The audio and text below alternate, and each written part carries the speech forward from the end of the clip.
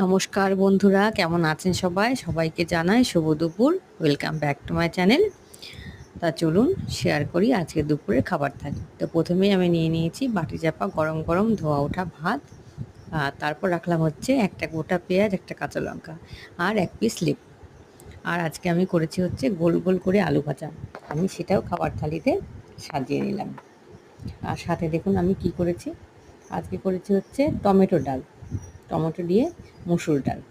এটা আমি করেছি, আপনারা করে দেখবেন, খুব ভালো লাগে। পেঁয়াজ রসুন দেওয়ার দরকার নেই, প্লেন একদম সর্ষে, কালো জিরে, শুকনো লঙ্কা, তেজপাতা ফোড়ন দিয়ে টমেটো দিয়ে মুসুর ডালটা বানিয়ে দেখবেন, খেতে খুব ভালো লাগবে। আমি মাঝে মধ্যে বানাই, আমার খুব ভালো লাগে।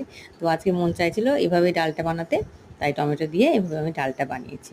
আপনারা করে দেখবেন, খুব ভালো লাগে খেতে, আর একটু অন্যরকমও লাগে।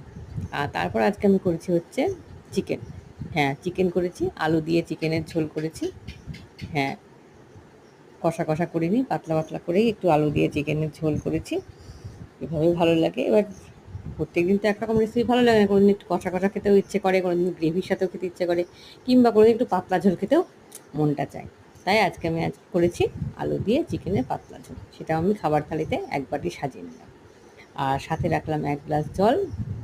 ভিডিওটি ভালো লাগলে লাইক, শেয়ার করে সাবস্ক্রাইব করে পাশে থাকবেন। কমেন্টে অবশ্যই জানাতে ভুলবেন না কেমন হয়েছে। ধন্যবাদ। ভালো থাকবেন, সুস্থ থাকবেন।